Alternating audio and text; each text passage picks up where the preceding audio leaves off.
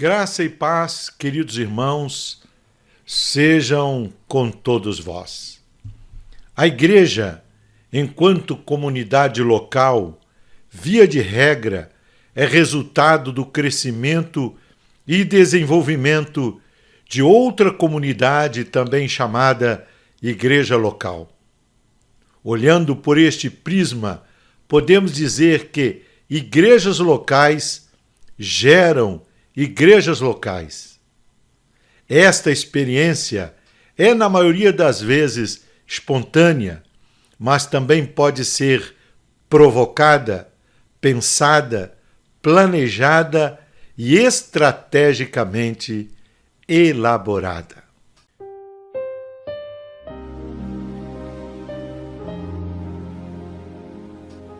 O surgimento de uma nova igreja local deve ser fruto da nossa obediência à grande comissão e, naturalmente, pela natureza da vida cristã. A vida gerada pelo Evangelho depende e anseia pela comunhão com aqueles que, com ela, partilham da mesma fé e natureza. Oh, como é bom e agradável viverem unidos os irmãos, diz a Bíblia no Salmo 133. É bem verdade que nem todas as igrejas locais surgem como resultado destas duas realidades. O fato de algumas pessoas enxergarem o Evangelho como uma fonte de lucro e promoção pessoal tornou a prática de se plantar igreja numa atividade estratégica para amealhar riquezas e exercer poder. Esta triste verdade não deve frustrar a igreja local de exercer sua aptidão natural dada por Deus e sua obediência à grande comissão. Uma igreja saudável ganha almas, forma novos obreiros e gera novas igrejas. Em Efésios 4:11, o apóstolo Paulo nos apresenta uma lista de dons ministeriais dados por Deus à igreja para torná-la saudável e frutífera. Existem duas formas desses dons se manifestarem na igreja. Vejamos como isso ocorre. Todo pastor bem-sucedido no seu trabalho exerce o que chamo de polivalência ministerial. Este, em certa medida, manifesta as habilidades relacionadas aos dons ministeriais em sua vida. Não estou dizendo com isto que tais possuam todos os dons ministeriais, não. No autêntico pastor, o dom para pastorear se destaca, mas ele também exerce, em certo grau, o dom do apostolado, o dom da profecia, do ensino e o da evangelização.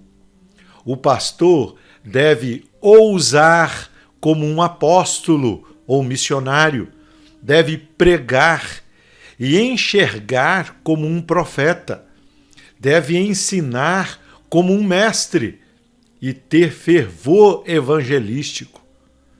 A outra forma de exercer esta polivalência ministerial é se acercar de pessoas dotadas de visão apostólica ou missionária, que tenha ardor evangelístico, visão e boca profética e habilidade para ensinar. Devemos nos lembrar que no original grego, o texto de Efésios 4:11, que diz que Deus dá para a igreja apóstolo, profeta, mestre, evangelista e pastor, sugere ou refere-se a pessoas dotadas com estas habilidades ou esses dons.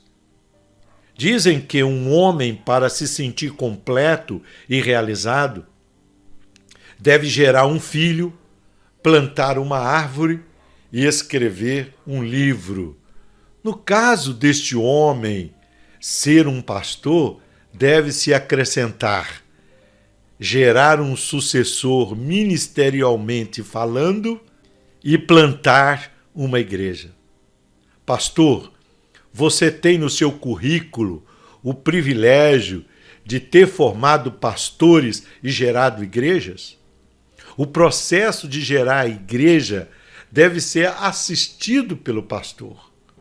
Uma nova igreja deve surgir primando pela necessidade de alcançar os que estão geograficamente fora do perímetro da igreja mãe e dos que são por isso privados dos cuidados e assistência espiritual, principalmente quando se trata de serem novos convertidos. O plantio de uma nova igreja não deve visar o conforto e a comodidade dos membros e também não deve ser resultado de disputas e oportunismo. Uma igreja surge com frequência como resultado de atividades em casas, em lares. Toda casa onde vive uma família verdadeiramente cristã é um canteiro fértil e todos os cristãos que ali vivem são sementes vivas com o potencial de fazer surgir uma nova igreja. Igrejas saudáveis geram igrejas saudáveis e frutíferas. Vamos plantar igrejas?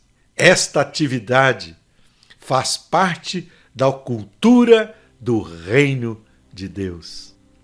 Assim cremos. Se Cristo comigo vai, eu irei e não temerei, com gozo irei, comigo vai. É grato servir a Jesus.